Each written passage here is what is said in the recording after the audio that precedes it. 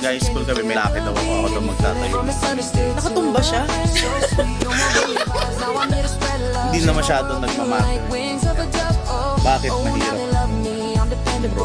Lahat ng tao binabatikos kami. Bakit kayo walang pera? Eh, nasa Amerika asawa ko. Tapos biglang kumakatok sa bahay namin na umaga. Hindi namin siya pinagbuksan.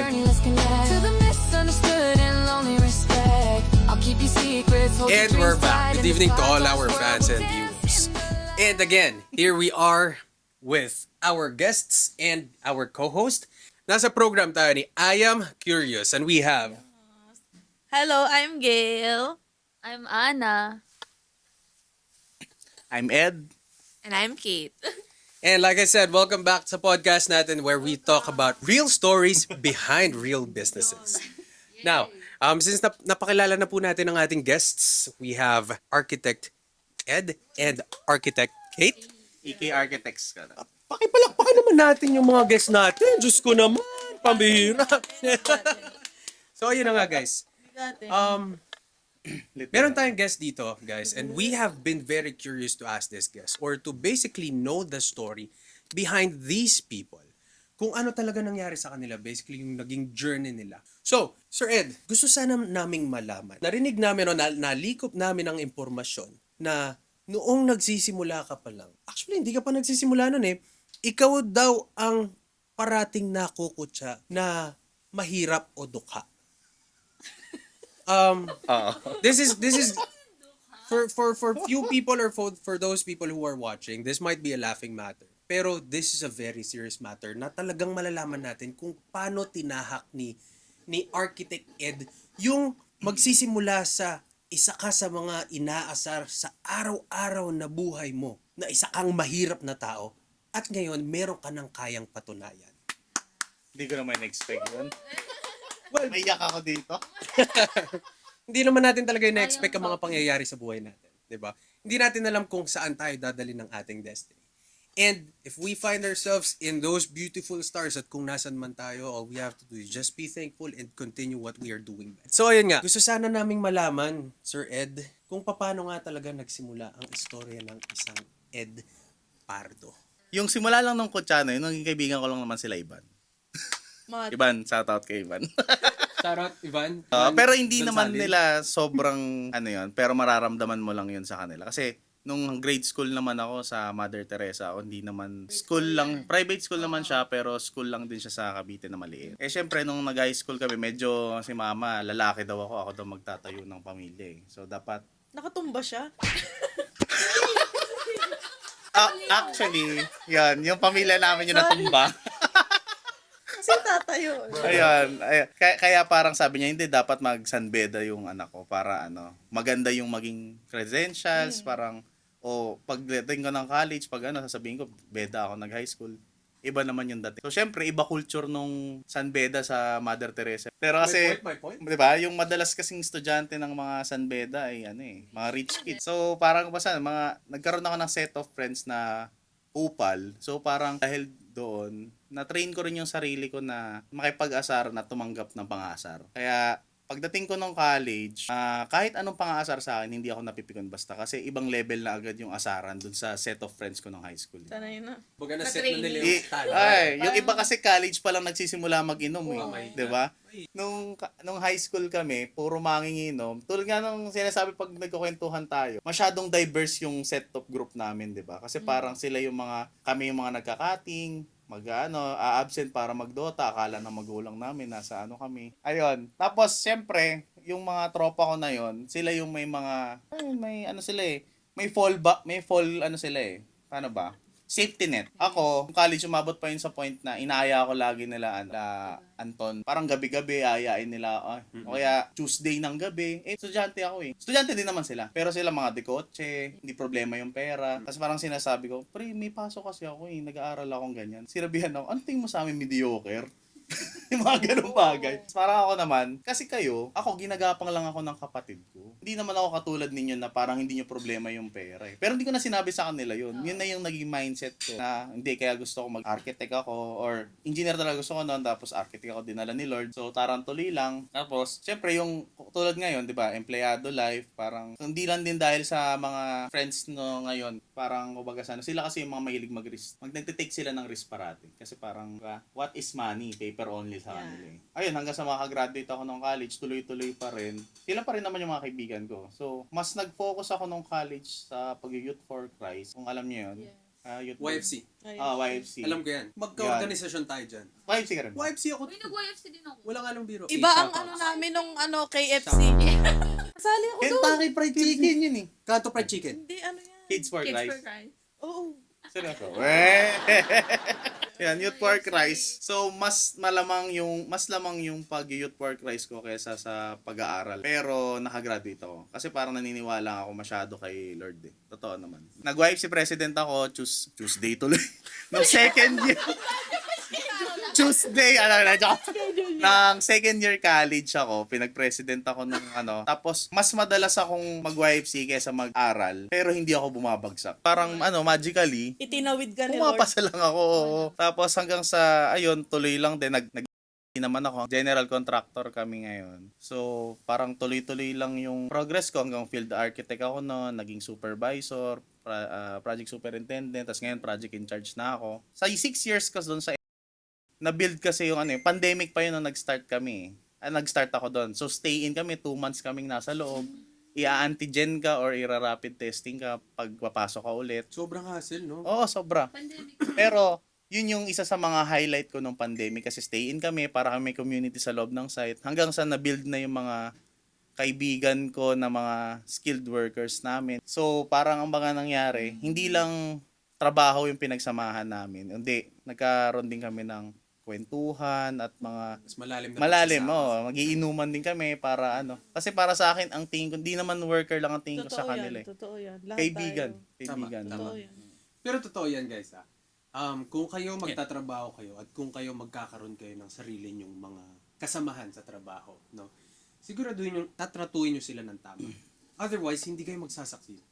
Hindi nyo kayang umangat ng kayo lang. You always need someone to help you go wherever you want to go. So, mahalin nyo sila. And also, fun fact, sila yung nag-renovate ng studio na to. Yeah. Exactly. Pero, it's really nice to hear someone's background, no? Pero brief lang ito eh. Nabanggit mo kanina, Sir Ed, na hindi talaga pagiging arkitekto ang gusto mong tahakin. Ngunit pagiging inyenyero. Oo. Maaari ba naming tanungin kung papaano lumipat sa pagiging inyenyero maging arkitekto ka ngayon? Paano ba? Hindi, nag-stop kasi ako ng 1 taon. So, College. dahil trisem sa FEUIT. Sabi ko, mahal tuition, wala akong summer. Nag-architect na lang ako, pero parehas din ko magtatayo ng bahay yun. So, doon ako dinala. Sige. Kasi parang factor na, una, wala akong bakasyon. Pangalawa, pinapaaral lang ako ng kapatid ko na hindi naman niya ako responsibilidad. Pero para sa akin, yung pagtahak mo sa mga priorities mo was a very good decision. Okay? Kasi sobrang mindful mo eh. Knowing na nabanggit mo na pinag-aaral ka ng kapatid mo at hindi naman niya responsibilidad yun. Saka mayroon kaming ni Ibs lagi eh. Si Iban, best friend ko nung high school. Lagi kami naniniwala sa everything happens for a reason. Eh. Yeah. Kaya parang ako doon, Totoo yan. hindi. Laging may rason ba't ako nandito. Pero alam mo, para maniwala ka sa hindi mo pa na-experience o hindi mo pa talaga nakikita, mahirap yun ha. Parang sasabihin na nakasulat na sa palad mo ang tatahakin mo. Paano mo paniniwalaan yun? Kasi wala kang basis kung ano yung dapat mong paniwalaan eh. Nagkaroon ka ng faith para takakin yung kung nasan ka man yan. Kung sakasakaling mabibigyan ka ng pagkakataon, bumalik doon sa panahon na gusto mong maging engineer pero architecture ka dinala. Pipiliin ba? Bibigyan ka ng tsansa. Pag-aaralin ka, wala kang responsibilidad.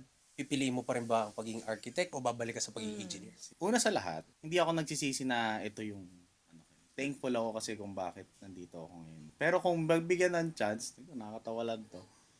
Hindi ko na rin pipiliin yung archi tsaka engineer. Pipiliin ko siguro mag-IT. Ang laki kasi na sweldo. Kasi alam mo na ngayon, Oo, na sabi malaki ko, yung sinisweldo. yung mga tropa ko na loko-loko tapos IT, payaman na sila ngayon na. Yung pala dapat tinitignan bago mag-college, no? Alin ang Malaki ang course kinikita. na oo. Lalo na ngayon, 'di ba, architect kami. Project in charge ako ng isang building. So technically akin yung buong tower ngayon. Kahit nasa bahay kasi ako ngayon, nagtatrabaho ako.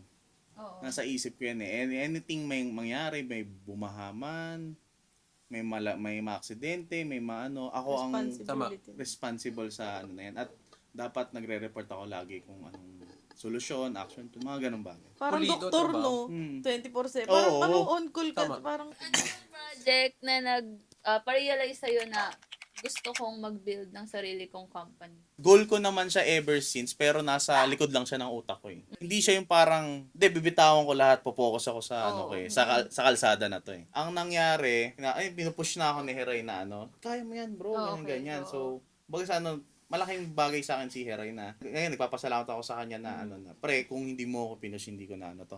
Pwede ba namin malaman kung ano yung nangyari sa pinakauna mong naging proyekto? Pwede mong ikwento. Yung unang project ko ay lababo ng kapitbahay namin. cute. Alam mo paano na-discover? Yan. Yan, Yan ang mga istorya na inaabangan. Na-discover lang nila kasi nakita niya yung bahay namin, parang ganda ng pintura ng exterior. Tapos, tinanong niya yung nanay ko, nasa trabaho ako nito sabi niya, sino nagawa ng bahay ninyo? Siyempre, proud na proud sa akin yun. Yung anak ko! Siya nagpatrabaho yung mga tao niya. Tapos, edi simula nung kinagabi, hinintay akong umuwi ng gabi. Tapos, kinausap ako. Ang cute. Nakakatawa, di ba? Tapos, edi yun yung una kong project. Ano yun? Basta, mga 50 plus K yung yung mismo Freelance. contract. Oo, tapos parang ako, first time ko to 50 plus na gagawin ko na talaga. Pero para sa lababo Holy lang week ko yun. siya ginagawa. Actually, gantong season ko siya ginagawa. Anong year yan? 2024. Ano yung naramdaman mo nung ginagawa niyo yung ni-request ni Kapitbahay? Pinakamalaking yung feels na naramdaman ko nun ay kaya ko pala to gawin sa labas ng kumpanya. Parang ako sabi, kaya ko na pala talaga. Napakaganda. Kasi yung mga diskarte na natutunan ko along the way dun sa experience ko dun sa company, parang, wala namang pagkakaiba. Mas madali pa nga, walang QA, QC. Exactly. Walang Dire-diretso na, wala nang... kahit kung ano nakatsinelas ang yung dadaan. tao mo, bibirahin yan eh. Pero, Pa nagdesisyon ka. Yun Wala, na. oo, wala Kasi- nang Wala ibang... nang balik. sa empleyado mo, dadaan sa lahat ng proseso eh. Tama. Bibili lang ako ng isang pako, aabutin ng 2 buwan para dumating. Approval. Diba? Pero kapag yung sa akin yung budget, maisip ko, Diskarte mo. bibilin ko na agad ngayon. Tapos, di ba 50 plus na yun. Yun yung first time ko na may hawak ako na nung kinita ako, parang kumita rin ako ng kulang-kulang 20. So, cash siya binigay. So, parang, hala, first time ko kinita to na hawak ko, pinipicturean ko pa nga. Tapos parang, si mama ang role niya. Kapitbahay namin, di ba? O ma, ito bayad sa'yo sa pagluluto ng merienda at saka lunch. O ito te sa ganyan-ganyan. Parang yung feeling lang na pagbigay ka ng Oo, wala pag lang. blessed ka, ang sarap Oo. mag... Saka hindi mo ka nalimutan yung mga taong Oo, tumulong sa'yo. totoo. Oo, tapos ayoko rin na natalo yung tao ko eh. Hindi kasi namin sila binabayaran ng araw lang. Gusto ko, ito yung deal natin, masaya ka ba dyan? Kapag kunyari, okay yung syempre, siset namin eh. Kung okay naman, may kinita kami, bibigyan pa namin sila ulit ng bonus every time matatapos yung project. Katulad nito, ilang weeks lang namin ginawa. Disappointed pa ako 2 weeks to eh. Dapat 1 week lang to eh. So, gano'n. Tapos, after nun, ito lang ito bibigay namin ulit. Laging gano'n yung Kasi parang, naniniwala ako na hindi nauubos yung pera kapag bigay ka lang ng Totoo. bigay. Laging may dumadating lang. Parang natural lang. Hindi kami naghahanap, may dumadating lang eh. Ganun talaga pag goal-oriented kayo. Parang, di ba, pag lagi nakasarado, parang walang Nalalaglag. paglalagyan ng additional blessing. So, natuwa siya sa gawa ko sa lababo niya. Tapos, sabi niya, baka pwede pagawa ko na rin yung CR ko. Yun yung sinasabi niya. So, next naman yung CR. Kaya sabi ko, parang ito na yun, ganyan. Buti, itong si Kate, di ba, architect nga rin siya. Supportive din siya. Kunyari, nasa work ako, tapos libre siya. Siya magdadala, kulang ako ng fittings eh. Baka pwede bil ka muna na Siya magdadala doon. Teamwork Oo. makes the dream work. Kaya parang, sa ngayon, nakita naming setup namin, siya muna ang full time. Tapos ang resource galing sa akin. Okay. Kanya-kanyang diskarte yan eh. Totoo. Kaya ba rin kami ng forte. Magaling siya sa design. Mas magaling ako sa pakikisama sa tao. Ang galing, di ba? Parang Nag-drive. nag-perfect. Oo. Parang puzzle. Di ba parang ang perfect? Pero pag kunyari usapang design tapos gagawin, nag-aaway kami Mag-away niyan. din kami. Kasi parang, bakit ganyan yung design mo? Ang hirap gawin yan. Tapos magiging sabihin ko sa kanya, ngayon, namumroblema tayo, paano gagawin yung curve mo?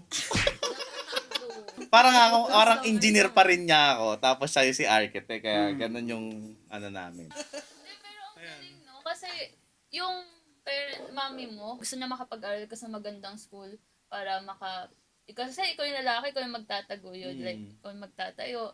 So, can you imagine na right now, nagawa mo ng ipa-renovate yung house mo. Ang dami mo nang napatayo. Like, it's a full circle moment. Yeah. Natupad mo yung dream ng mother mo or ng parents mo sa'yo. And then also you, di ba? Ang dream mo sa Yeah. sarili. Paano ba? Sobrang laking factor na kung paano ako suportahan ng mga kapatid at nanay ko. Nakakatuwa yan. So, Nakakatuwa.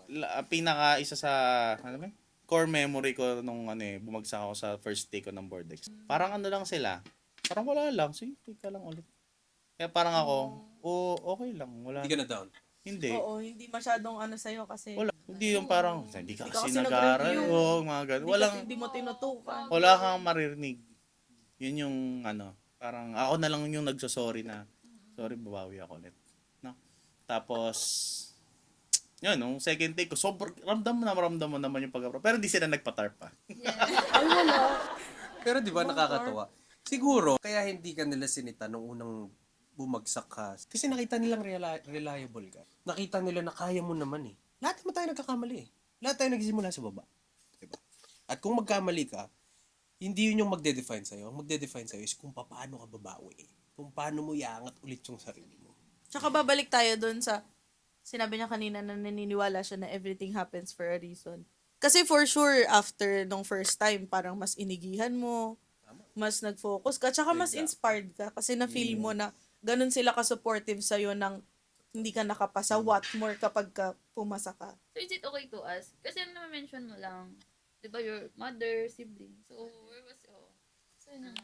Parang kasi, hindi na masyado nagmamatter yung airpods ko sa akin. Shoutout po, Regali Events for the Big Mac. Ay, napakasarap. Wow! Grabe! Pero nakasama nyo siya growing up.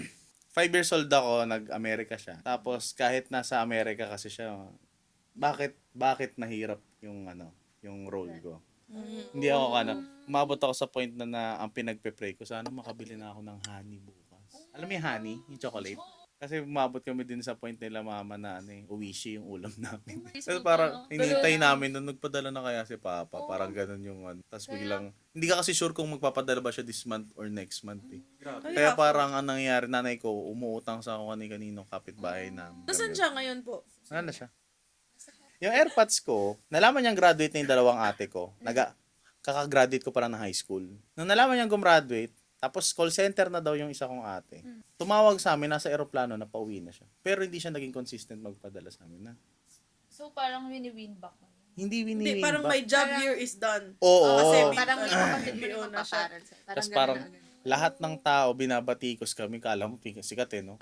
Mga kapitbahay namin, bakit kayo walang pera nasa Amerika asawa mo, mga ganong Tapos, nung nasa bahay naman siya, doon na nagsimula na, mahilig pala siya magsabong. Doon ko lang nalaman.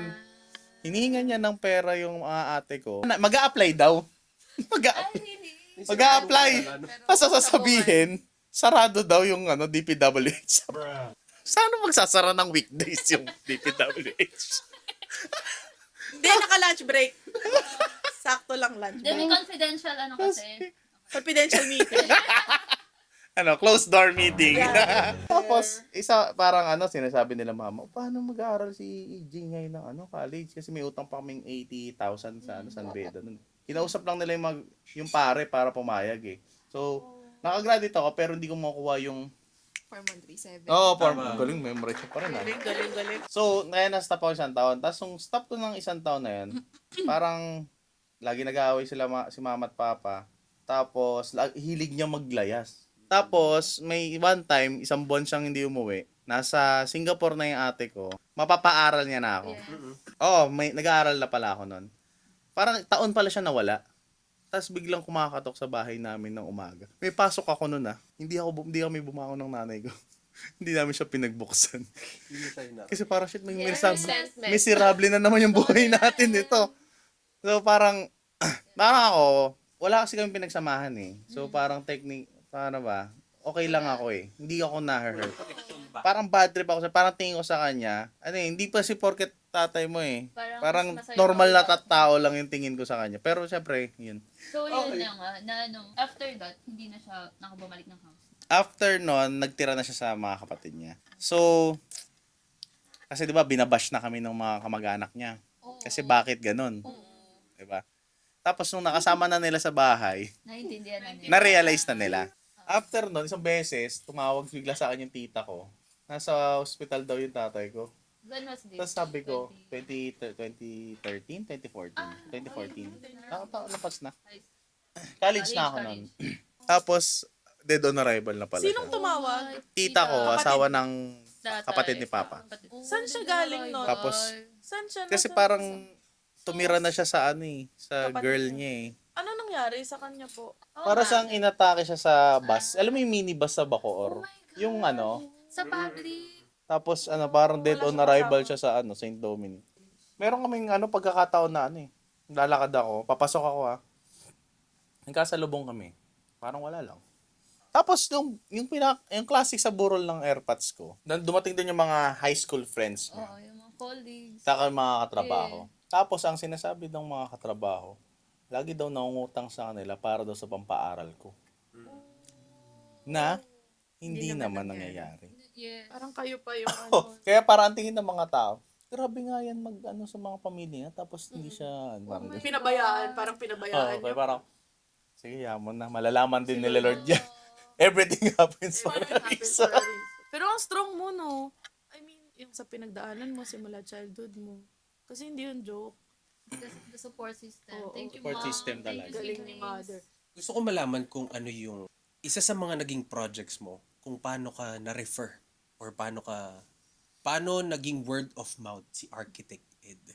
Kasi sa panahon ngayon, alam na naman natin, marami na talagang marketing strategies. Marami ng paraan para makilala ka ng tao. Pero iba pa rin yung word of mouth. Iba yung manggagaling sa ibang tao na si Ed magaling talagang magtrabaho to. Si Ed totoong reliable to. Hindi ko masasabing sobrang kalat na nung word of mouth. More on family and friends. Sa connection. Lahat ng mga kapatid, mga tropa, ng mga ate namin at kuya namin, nagiging successful na. So, sakto, nagpapagawa na sila ng bahay, may papagawa sila tungkol sa business nila, yung mga ganong bagay. So, mare-refer kami. Yung sa asawa ng ate ko, meron siyang 3 friends. Tapos, ginawan kasi namin ng bubong yung isa. Tapos, sakto, after a month or 2 months, nag-dinner sila. So, doon pa lang, after nung dinner na yon, tinawagan ako agad ni kuya. Sabi niya, Ed ba, yung isa ko pang kaibigan gusto daw magpagawa or magpa-design. Doon nangyari na, itong ginawaan namin, siya yung parang sabi, okay sila, So, parang doon pa lang, simpleng pa lang, word of mouth pa lang yung nangyari. Pero hindi ko pa nasabing sobrang spread. Nag-start ba kayo sa pagiging, di ba, contractors na kayo? Paano kayo kumukuha ng trabaho? May terms na pakyawan, may term na arawan eh. Paano ang trabaho? Paano ang galawan sa pagiging architect? Parang kami, lagi kaming pakyaw talaga lagi yung binibigay namin. Bakit? Kasi, Pero, sige, Pacquiao siya, pero kasi yung tao naman na pinipili namin para dun sa work is kilala namin, tsaka alam namin kung paano kumilos. So, para, ang lang din namin dun is para hindi na siya ganun kabantayan. Kasi, Efficient. very efficient sila. saka factor na magiging mas masaya sila dun sa kikitain nila kapag Pakyawan. Ano difference ng pakyawan sa... Ito na, kunyari, 10 days gagawin. Tapos, pagpakyaw, 50K babayad ko na agad sa'yo. Kunyari, 10 days. Whether Whether lumampas tapusin ka mo or mas maaga mo siya 50K ka pa. Oo, sa'yo na. Okay Pero na. kapag arawan ka, patatagalin nila yun. oo, Ay, arawan yun. bukas wala na akong sasahurin. Bakit ko tatapusin ngayon? Yun yung daily. Diba? Okay. Tama. Oo. Pero meron din kasi kami, nagko-compute din kami based sa based pa rin to sa scope of work, sa hirap ng trabaho. Productivity Doon namin, ng tao. based namin sa productivity, bago namin i-ano. Tapos a-addan lang namin agad na parang, eto para ganito yung sure kita nila. Para kung may magkakamali, masaya pa rin sila. Kasi yung pagod, kasi nakita mo, nung ginawa to, kita nyo naman pag-overtime ng mga tao namin. Di ba? You've also mentioned, di ba, na parang yung pakikisama mo is the key thing that you do when it comes to work. How do you draw the line when it comes to business? I think na-draw yung line kasi sa work namin, boss na sa ng mga tao eh. So parang dun pa lang, Alam na alam nila. na nila kung saan sila puposisyon. It's just that, magaling siya makisama. Parang sa akin, genuine lang kasi ako eh. Totoo. So kapag niloko mo na ako, sasabihin ko sa'yo. Kaya pinaka-paborito kong linya dyan, parang hindi naman tayo magkaibigan. Eh. Parang hiya mo na lang. Parang ako, di ba, extrovert ako eh. Same concept ko lang siya sa mga kaibigan ko eh. Extrovert ako, marami akong kaibigan, pero alam ko lang kung sino yung tunay. Tingin ko, dun pa lang, yung hiya na lang. Pero pag di ka nahihiya, pwede naman tayo maghiwalay eh. Pero hindi ko kailangan sirain yung pagkaibigan. Kaibigan pa rin. Huwag na lang tayo mag-business together. Tsaka dito naman yung mahigpit kong project manager eh. Si boss. Iba kasi Si boss talaga yun. kapag trust ang naging pundasyon eh. Oo. Nung pagsasama nyo, iba eh. Kumbaga ako, pwede akong gumawa ng kalokohan kahit saan eh. Pero pinagkakatiwalaan ako eh. And I value that trust. Hindi ko sisirain kahit anong mangyari. Parang ganun. Tsaka naniniwala ako sa mga workers na mga maayos talaga. Pag nirespeto mo sila, rerespetuhin ka nila. Di ba pag, yun nga, ikaw, ano ka nila, supervisor, boss ka nila, parang dalawa lang yan, it's either respetuhin ka na nila kasi terror ka or respetuhin ka nila kasi maayos ka nga makisama. In this, sa case niya nga, kasi nga, maayos siya makisama. Tama. Pero ayun, hindi ako naniniwala na effective yung pagiging terror eh. Kasi Totoo. kung terror ka, pagtalikod mo, hindi na nagtatrabaho. Yeah. Totoo yun, totoo yun. Tsaka I agree with you, Sir Ed. Kasi ang respect is totally way different with fear. Yung kasi, yung tekniko yung usually kasi sa mga project in charge na, yung role ko, hindi na umattend ng mga toolbox yan eh. Toolbox meeting na umaga, mag-exercise nga kayo. Ako, yung way ko ay ako, mag-jumping jacks ako. Hindi dahil nagpapapayat ako kundi, dapat sumunod ako mismo sa rule. Para kahit sino, sa akin kunyari, nag-yosi ka sa site na bawal, ganyan. Ang sasabihin ko lang sa'yo, ako nga sumusunod ako sa rule eh. Tama. Project in charge mo ako. Ako sumusunod, sino pa tayo? Sino pa kayo para hindi sumunod? Tama. Sabihin mo sa akin yan kung nakikita mo sa akin na hindi ko sinusunod. I am curious, Sir Ed. Was there a moment in your life na siguro all throughout journey kasama mo na si Miss Kate na nagkaroon ba kayo or ikaw ng breaking moment, ayoko nang ituloy. Hindi ko na siguro kaya to. Kung nagkaroon ka man, paano ka bumawi at sino yung naging support system or support group? Sa time namin, sa almost 3 years na naming contractor ni Kate, thankful ako na hindi kami umabot sa point na ganung level kami challenge sa lagi ko, ang pinagpe-pray ko, natutunan ko to sa ahente na nakausap ko eh. Ang lagi niya daw pinagpe-pray ay hindi mayaman na kliyente. Kailangan ng mabait na kliyente. Kasi parang doon ko na-realize, oo nga. Sabihin mo kahit 2K lang kitain mo dyan eh. Pero at least masaya ka sa ginawa mo. Papakita mo, okay, oo. Kasi kesa nung, meron na kaming project na di ko na alam kung sasabihin ko anong project yun Sobrang stressful niya na umabot na sa point na nagsasagutan na kayo nung partner na parang sa akin, hindi worth it yung ganun. Una, masaya lang sana lagi. Kung may challenges man, lalampasan mo siya ng nagtatawanan lang kayo. Magkakasolusyon lang agad. Meron kaming nakausap na mga naging kliyente mo. And it seems like namimili ka talaga ng kliyente. Not in a negative way though. Not in a negative way. Kasi maraming contractors na basta pera, regardless kung anong trabaho, tatanggapin. Regardless kung ano yung i-offer, regardless kung anong trabaho klaseng ibibigay sa'yo, tatanggapin. Pero ang pagkakaintindi ko is namimili ka talaga ng kliyente. Bakit? Kung sa tingin namin kaya namin gagawin namin eh. Pinsan kasi, kunyari, hindi pa ako sanay sa gantong part, tapos baka mamaya ang taas ng risk. Sasabihin ko muna sa'yo kung hindi ako sigurado. Kasi baka mamaya mapahiya ako sa'yo. Yun na yung maalala mo sa akin eh. Tama. Totoo naman, integrity, din yan, ano mo din yan. Paano pag may client na ayaw niya, pero okay sa'yo. Pero, and vice versa. Paano kayo nag-uusap? Okay. Na, di ba? Paano kayo nagko-compromise? Yun. Bawa, ayaw niya, pero ikaw, hindi okay to. Madali to, kaya natin yan. Madalas kapag may isang go na. Okay. Hindi kami, hindi matagal yung Kasi parang, may papalag naman pala. So, ang ano nyo, pag both negative, hindi nyo na itutuloy. hindi. Parang pag medyo delikado to. Wag natin masira okay. pa tayo sa ganyan. Pero ayun, sobrang sarap lang marinig ng istorya ng taong katulad mo, Sir Ed, na talagang nanggaling sa, di ko sinasabi nanggaling ka sa pinakababang-baba, pero you know for yourself na you owe a lot of people kasi tinulungan ka nilang iangat ka at hindi mo sila kinalimutan. Diba? If you will be talking or speaking to younger generations, natatahakin yung parehong kurso, parehong daan na tinahak mo, what advice na meron ka para sa kanila? Ikaw, meron ka ba? Or siguro kahit hindi para sa kanila, sa lahat ng tao or sa mga viewers ni I am curious na aspiring to be someone as good as these people, ano ang gusto natin iparating? Wala. Humble? Parang mas gusto ko sabihan yung mga mga magulang.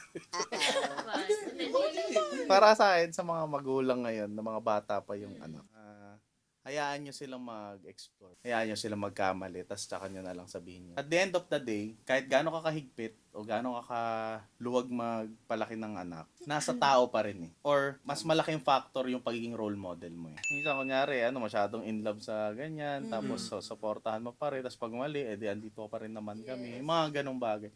Na para hindi nila ma-feel yung pakiramdam na wala silang backup plan. Na parang, kunyari, wala na yung bumagsak man sa ganito, nag-fail yung ganito, nawala man yung girlfriend or boyfriend niya, hindi ko makakalimutan na, hindi, may pamilya naman akong babalikan eh. Kahit ano mo yan. Hindi naman ako mag-iisa ever. Yan, sa mga bata ngayon, wala eh, minsan, kung mahigpit yung magulang mo, dapat Gumawa ka ng para. Charis. gawa ka ng para sa mga mga kabataan ngayon. Tuloy nyo lang yung mga yung gusto nyo. At the same time, minsan paliwanag nyo rin sa magulang ninyo kung ano nakikita nyo. Pero pag hindi naintindihan ng magulang nyo, kailangan nyo mag-adjust muna. Kasi parang balang araw marirealize din nila yung... Pero nakakatawa yung advice niya na hindi lang dun sa mga kabataan or like yung nagsisimula pa lang tumahak sa career journey nila, kundi nagbigay siya ng advice sa parents. Kasi, di ba, parang it will always start with them. Core. And then, sila nga yung nagiging, minsan, sa mga students, parang yung parents pa yung nag-decide for you. Ito yung kunin mo. Hindi naman yun yung gustong kunin ng... I think it's more on dapat yung parents is more on guidance lang dun sa bata. Hindi dapat sila nag-impose. Kasi parang once you impose something dun sa kid, I think doon na nagkakaroon ng conflict. Resentment. Oo, nagkakaroon na ng resentment. Isipin mo kung pakialamero yung magulang ko. Oo.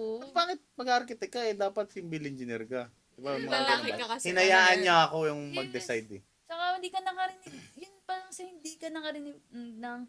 Ano ba yan? Hindi nakapasa ng board. Diba? Parang kapag binagsak mo yun for the first time, yun, down na down ka na nga. Pag naka-receive ka pa ng negative, Parang niyura ako pa yun. nakakatuwa yung family. Galing. The support. Pardo family. So yun na nga guys.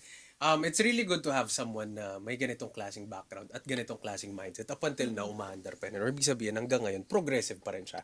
I guess guys, ito yung klase ng yaman or I should say wealth na you can never quantify by just having money or pagbilang ng kung meron kang 100,000, 2 milyon, 10 milyon. Ito yung klase ng wealth na siguro lahat tayo gugustuhin magkaroon. Yung suporta galing sa pamilya, yung backup na makukuha mo sa kaibigan, yung lessons at experiences na matututunan natin sa isa't isa habang tinatahak natin yung journey natin ng magkakasama. Diba? Do you guys agree? Yes. Okay. And with that being said, I would like to thank everybody who's been here. Of course, our special guest, Sir Ed and Miss Kate. Thank you for being with us. Sobrang salamat. Alam ko na sobrang layo ng pinanggalingan nyo. Sobrang hassle at anong oras na. Pero again, salamat sa pagkain, gala events. At by the way, Sir Ed and Miss Kate, do you guys meron ba kayong gustong i-promote or sabihin Yeah. dito mismo sa ating podcast? Follow nyo yung yung Instagram namin tsaka yung Facebook namin, Icare Architectural Services. Ayan. Ano daw? Dali. EK. Just click here. Just click here. Follow nyo tapos for Click here. inquiries. Click here. Pag kaya namin Click makatulong, tutulong kami sa sa mga kahit anong project. Yan. Matulungin pala siya Mas- kasi libre ang... Ayun lang. Ayun, by the way, mas forte namin mga fit out works and And mga yeah, roofings. Tama. kagaya nito eh. Ito. Room tour. Yeah, later. Galing. Gawa nila to. And thank you rin sa sa pag-imbita. No? So ayun, salamat po. Thank you.